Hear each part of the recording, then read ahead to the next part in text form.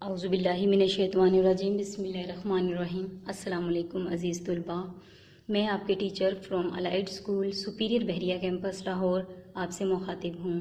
آج میں آپ کے لیے جماعت چہارم کی 7 ویک کی اسلامیات کی ویڈیو کے ساتھ آپ کے لیے حاضر ہوں۔ ہمارا آج کا سبق ہے تیسرا باب، سیرت طیبہ صلی اللہ علیہ وآلہ وسلم، نزول وحی۔ سب سے پہلے اپنے سبق کے بارے میں تھوڑی سی بات چیت کریں گے، اس کے بعد پھر ہم اپنی پڑھائی شروع کریں گے۔ بچوں، حضور صلی اللہ علیہ وآلہ وسلم پر وحی کی ابتدا سچے اور اچھے خوابوں سے ہوئی۔ آپ صلی اللہ علیہ وآلہ وسلم جو خواب بھی دیکھتے وہ ایسا ہوتا جیسے دن کی روشنی میں دیکھ رہے ہیں اور اگلے دن پورا ہو جاتا۔ لیکن آپ صلی اللہ علیہ وآلہ وسلم عرب کے لوگوں کی وجہ سے بہت پریشان تھے، ان میں بہت سی اخلاقی اور معاشرتی برائیاں موجود تھیں۔ آپ غار ہیرا میں جا کر کئی دن قیام فرماتے اور اس بارے میں سوچتے اور اللہ تعالیٰ سے دعا فرماتے کہ یا اللہ میری مدد فرما، کیسے ان لوگوں کو ان برائیوں سے نکالا جائے۔ پھر اللہ تعالیٰ نے آپ صلی اللہ علیہ وآلہ وسلم پر حضرت جبرائیل علیہ السلام کے ذریعے پہلی وحی غار ہیرا میں نازل فرمائی۔ اب اپنی پڑھائی شروع کرتے ہیں۔ وحی سے مراد اللہ کے وہ پیغامات ہیں جو اللہ تعالیٰ اپنے فرشتے حضرت جبرائیل علیہ السلام کے ذریعے اپنے رسولوں اور نبیوں تک پہنچاتے رہے۔ ہمارے پیارے نبی حضرت محمد صلی اللہ علیہ وآلہ وسلم کا بچپن اور نوجوانی کا دور شروع ہی سے عام بچوں سے مختلف تھا۔ آپ صلی اللہ علیہ وآلہ وسلم ہمیشہ برائیوں اور برے ماحول سے دور رہے۔ حضرت خدیجہ رضی اللہ عنہا سے شادی کے بعد آپ صلی اللہ علیہ وآلہ وسلم اپنا زیادہ وقت لوگوں کی بھلائی کے کاموں میں گزارنے لگے۔ اسلام سے پہلے عرب کے لوگوں میں ہر قسم کی اخلاقی اور معاشرتی برائیاں موجود تھیں۔ بت پرستی عام تھی، شراب پینا، جوا کھیلنا اور لڑکیوں کو زندہ دفن کر دینا عام سی بات تھی۔ لوگوں کو ان برائیوں میں مبتلا دیکھ کر آپ صلی اللہ علیہ وآلہ وسلم فکر مند ہوتے اور سوچتے کہ ان لوگوں کو کیسے ان برائیوں سے بچایا جائے۔ اسی طرح آپ صلی اللہ علیہ وآلہ وسلم دنیا اور اس کے بنانے والے خالق کے بارے میں بھی غور و فکر کرتے رہتے، یہاں تک کہ آپ صلی اللہ علیہ وآلہ وسلم تنہائی پسندی کی طرف مائل ہو گئے اور مکہ مکرمہ شہر سے 3 کلومیٹر دور ایک پہاڑ جبل نور میں موجود غار ہیرا میں جانے لگے۔ آپ صلی اللہ علیہ وآلہ وسلم کو غار ہیرا میں تنہا عبادت کرنے میں بہت سکون ملتا تھا۔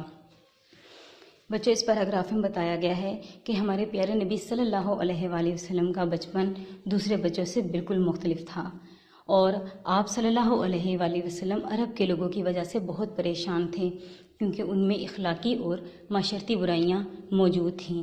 بت پرستی عام تھی، شراب پینا، جوا کھیلنا، ایسی بہت سی چیزیں تھیں جن کی وجہ سے آپ صلی اللہ علیہ وسلم ان کی بہت فکر کرتے تھے اور آپ غار ہیرا میں جا کر کئی دن قیام کرتے اور اللہ تعالیٰ کی عبادت کرتے تھے اور سوچتے تھے کہ ان کو ان برائیوں سے کیسے نکالا جائے۔ جب آپ صلی اللہ علیہ وآلہ وسلم کی عمر 40 سال کی ہوئی تو آپ صلی اللہ علیہ وآلہ وسلم کو سچے خواب آنے لگے، یعنی جو خواب نظر آتے دوسرے دن ویسا ہی ہوتا۔ ایک دن رمضان المبارک کے مہینے میں آپ صلی اللہ علیہ وآلہ وسلم غار ہیرا میں عبادت کر رہے تھے کہ اللہ تعالیٰ کی طرف سے پیغام پہنچانے والے فرشتے حضرت جبرائیل علیہ السلام آئے اور آپ صلی اللہ علیہ وآلہ وسلم سے فرمایا پڑھیے۔ آپ صلی اللہ علیہ وآلہ وسلم نے فرمایا میں پڑھنا نہیں جانتا۔ یہ سن کر انہوں نے آپ صلی اللہ علیہ وآلہ وسلم کو سینے سے لگا کر بھینچا اور کہا پڑھیے، لیکن آپ صلی اللہ علیہ وآلہ وسلم نے پھر وہی جواب دیا۔ تیسری دفعہ جب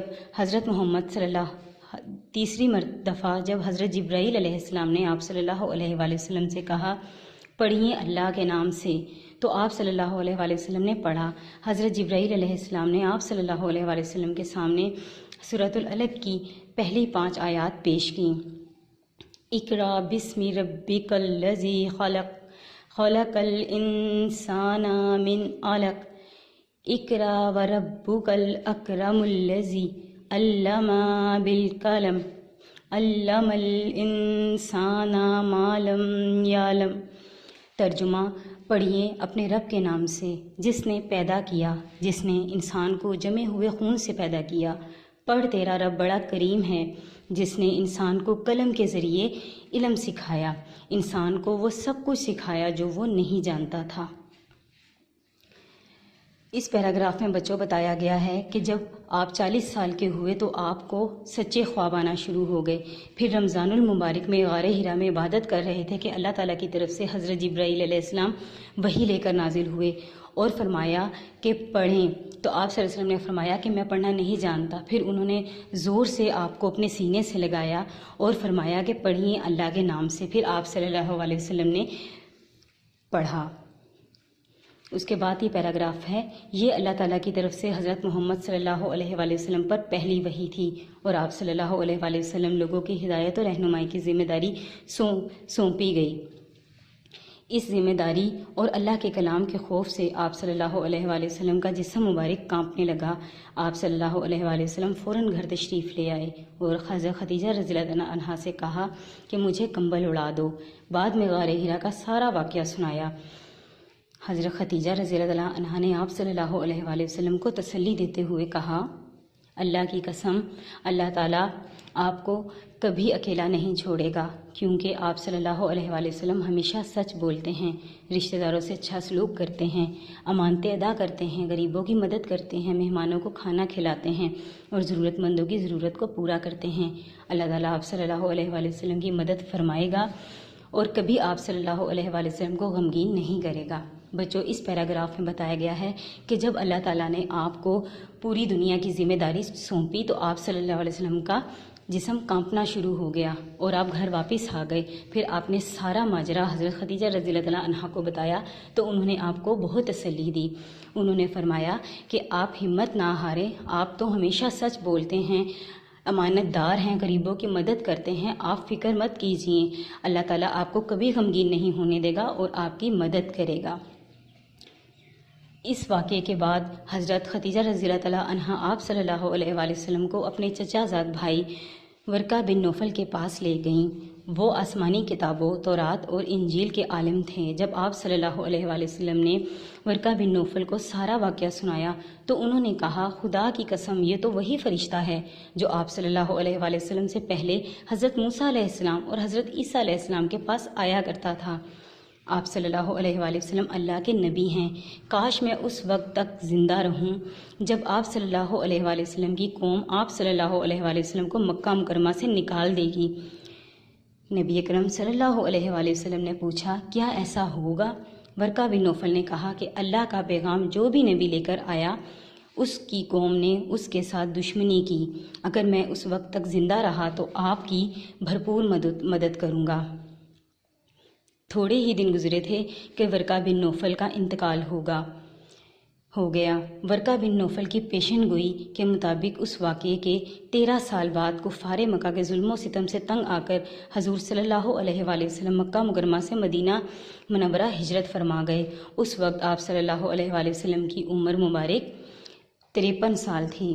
بچوں، اس پیراگراف میں بتایا گیا ہے کہ جب حضرت خدیجہ اپنے چچا کے پاس حضرت محمد صلی اللہ علیہ وآلہ وسلم کو لے کر گئیں تو انہوں نے ان کو سارا واقعہ سنایا تو انہوں نے کہا کہ یہ قوم جو بھی اسلام کا پیغام لے کر آیا ہے یہ قوم اس کی دشمن بن گئی ہے، لیکن اگر میں زندہ رہا یہاں پر اور یہاں پر رہا تو میں آپ صلی اللہ علیہ وآلہ وسلم کی ضرور مدد پوری کروں گا بھرپور طریقے سے۔ لیکن پھر ویسا ہی ہوا کہ انہوں نے آپ صلی اللہ علیہ وسلم کو اتنا تنگ کیا اور اتنا ظلم و ستم کیا کہ آپ مکہ مکرمہ سے مدینہ منورہ ہجرت فرما گئے۔ ہماری پڑھائی کمپلیٹ ہو گئی ہے، اب ہم اپنی مشق کی طرف چلتے ہیں۔ سوال نمبر 1، خالی جگہ پر کیجیے۔ اسلام سے پہلے عرب کے لوگوں میں ہر قسم کی ڈیش برائیاں موجود تھیں۔ یہاں پر لکھنا ہے معاشرتی۔ آپ صلی اللہ علیہ وآلہ وسلم ڈیش میں عبادت کے لیے جاتے تھے۔ آپ نے لکھنا ہے یہاں پر غار ہرا۔ آپ صلی اللہ علیہ وسلم پر پہلی وحی ڈیش کے مہینے میں نازل ہوئی۔ یہاں پر آپ نے لکھنا ہے رمضان۔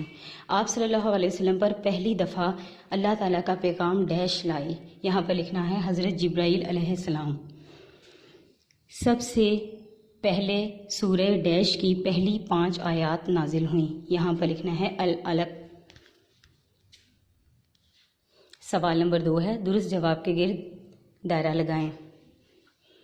غار ہرا واقعہ ہے مکہ مکرمہ کے قریب، مدینہ منورہ کے قریب یا حبشہ کے قریب؟ یہاں پر مکہ مکرمہ کے قریب درست ہے، اس کے گرد دائرہ لگائیں۔ غار ہرا جس پہاڑ پر ہے اس کو کہا جاتا ہے جبل نور، جبل طور، جبل نور یا جبل مروہ؟ جبل نور درست ہے، اس کے گرد دائرہ لگائیں۔ جب حضور صلی اللہ علیہ وآلہ وسلم پر پہلی وحی نازل ہوئی تو آپ صلی اللہ علیہ وآلہ وسلم خوش ہوئے، غمزدہ ہوئے یا کانپنے لگے؟ کانپنے لگے درست ہے، اس کے گرد دائرہ لگائیں۔ آپ صلی اللہ علیہ وسلم نے وحی کے متعلق سب سے پہلے بتایا حضرت ختیجہ رضی اللہ تعالیٰ عنہ کو، حضرت علی کو، ورقہ بن نوفل کو۔ حضرت ختیجہ رضی اللہ تعالیٰ عنہ کو درست ہے اس کے گرد دائرہ لگائیں۔ پہلی وحی کے وقت حضرت محمد صلی اللہ علیہ وسلم کی عمر تھی 35 سال، 40 سال یا 45 سال۔ 40 سال درست ہے، اس کے گرد دائرہ لگائیں۔ ورقہ بن نوفل عالم تھے توریت و انجیل کے، توریت و قرآن مجید کے یا توریت و زبور کے۔ توریت و انجیل کے درست ہے، اس کے گرد دائرہ لگائیں۔ اس کے بعد سوالات کے جوابات دیں۔ وحی سے کیا مراد ہے؟ جواب: وحی سے مراد اللہ کے وہ پیغامات ہیں جو اللہ تعالیٰ اپنے فرشتے حضرت جبرائیل علیہ السلام کے ذریعے اپنے رسولوں اور نبیوں تک پہنچاتے رہے۔ غار ہیرا کہاں واقع ہے؟ جواب: مکہ مکرمہ شہر سے 3 کلومیٹر دور ایک پہاڑ جبل نور میں غار ہیرا موجود ہے۔ ہمارے پیارے نبی صلی اللہ علیہ وآلہ وسلم غار ہیرا کیوں تشریف لے جاتے تھے؟ جواب: عرب کے لوگوں میں معاشرتی برائیاں بہت تھیں۔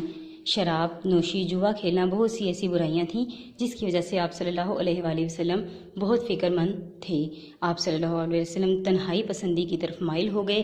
اس وجہ سے آپ صلی اللہ علیہ وآلہ وسلم اکیلے غار ہیرا میں عبادت کے لیے جاتے اور سوچتے کہ ان لوگوں کو کیسے ان برائیوں سے نکالا جائے۔ پہلی وحی کی آیات کا ترجمہ لکھیں۔ جواب: ترجمہ: پڑھیں اپنے رب کے نام سے جس نے پیدا کیا، جس نے انسان کو جمے ہوئے خون سے پیدا کیا۔ پڑھ تیرا رب بڑا کریم ہے جس نے انسان کو قلم کے ذریعے علم سکھایا، انسان کو سب کچھ سکھایا جو وہ نہیں جانتا تھا۔ پہلی وحی کے موقع پر نبی اکرم صلی اللہ علیہ وآلہ وسلم کیوں کانپنے لگے؟ جواب: اللہ تعالیٰ نے آپ صلی اللہ علیہ وآلہ وسلم کو لوگوں کی ہدایت و رہنمائی کی ذمہ داری سونپی۔ اس ذمہ داری اور اللہ کے کلام کے خوف سے آپ صلی اللہ علیہ وآلہ وسلم کا جسم مبارک کانپنے لگا۔ حضرت خدیجہ رضی اللہ تعالیٰ عنہ نے آپ صلی اللہ علیہ وآلہ وسلم کو تسلی دیتے ہوئے کیا کہا؟ جواب: حضرت خدیجہ رضی اللہ تعالیٰ عنہ نے تسلی دیتے ہوئے کہا، اللہ کی قسم، اللہ تعالیٰ آپ صلی اللہ علیہ وآلہ وسلم کو کبھی اکیلا نہیں چھوڑے گا، کیونکہ آپ صلی اللہ علیہ وآلہ وسلم ہمیشہ سچ بولتے ہیں، رشتہ داروں سے اچھا سلوک کرتے ہیں۔ اللہ تعالیٰ آپ کی مدد کرے گا اور کبھی آپ صلی اللہ علیہ وآلہ وسلم کو غمگین نہیں کرے گا۔ بچوں، اب ہماری پڑھائی بھی کمپلیٹ ہو گئی ہے اور اب ہماری مشق بھی کمپلیٹ ہو گئی ہے۔ اب آپ لوگوں نے اس کو کاپی پر لکھنا ہے، اس کے سارے سوال جواب، سارا کچھ جو بھی ہم نے خالی جگہ وغیرہ پڑھا ہے یا دائرہ وغیرہ جو بھی ہم نے یہاں پہ مشق میں پڑھا ہے، ساری آپ لوگوں نے کاپی پر لکھنی ہے، صاف ستھری کر کے حاشیے لگا کر اپنے سبق کا نام لکھ کر۔ انشاءاللہ جب اسکول کھلیں گے تو میں آپ لوگوں کا یہ کام چیک بھی کروں گی اور آپ لوگوں سے یہ سبق سنوں گی بھی۔ تھینک یو اسٹوڈنٹس، اللہ حافظ۔